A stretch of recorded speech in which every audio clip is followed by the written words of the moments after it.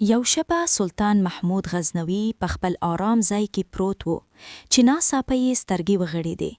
ډېره حدسه یې وکړه چې بیا ویدې شي، خو خوب ترې تښتېدلی و. زر یې ناآرامه و او په بستر کې اخوا دېخوا اوڅتلو. آخر د دې خدای ویرونکي باچا په زر کې دا خیال راغی، شاید کوم مظلوم د فریاد لپاره راغی وي یا کوم وغي فقیر په دروازه کې ولاړ وي، ځکه مې خوب تښتېدلی دی. غلام ته یې امر وکړ چې بهر وګوره. غلام بیرته راغی او ویل: سلطان سلامت، بهر څوک نشته. سلطان بیا د ویدېدو هڅه وکړه، خو بېکابي یې زیاته شوه. بیا یې امر وکړ چې ښه پلټنه وکړي. غلامانو هر خوا وکتل، خو څوک یې ونه موندل. اوس سلطان شکمن شوه چې شاید پلټونکي ناغړي کېږي، نو پخپله یې توره راواخیسته او بهر ووت. ګرځېدل کې د یوې جومات دروازې ته وررسید.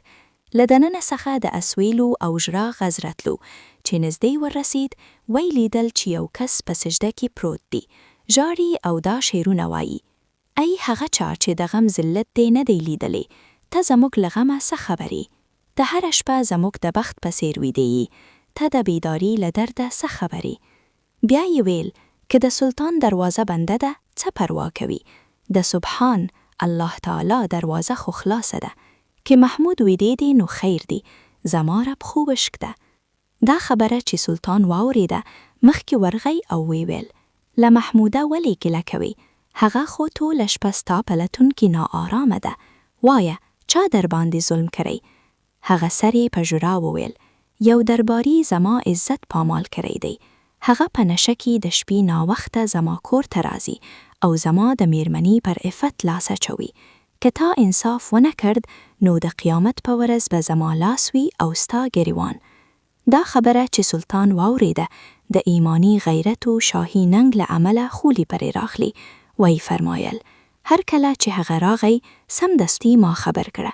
که زه ویدې وم او کې وشک، ته به ما ته رسولو کېږي شي.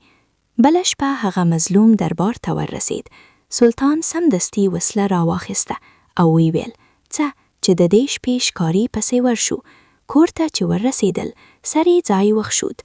سلطان په توره داسې گزار وکړ چې د ظلم کیسه یې همغلته ختمه کړه.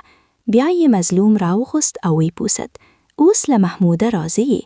له هغې وروسته یې 2 رکعته د شکرانې لمونځ وکړ. بیا یې وفرمایل: په کور کې که څه خوراک وي رایوړه. هغه سر یې وچه ډوډۍ راوړه. سلطان په ډېره مینه وخوړه او وی فرمایل: ما قسم خوردلی و، تر څو چې دا ظالم خپل انجام ته ونه رسوم، پر ځان می خوراک حرام کړی و. بیا یې زیاته کړه: زه په دې ویره راغلی وم چې هسې نه دا زما خپل زوی وي، ځکه غرور زیاتره د باچاهانو په اولاد کې وي.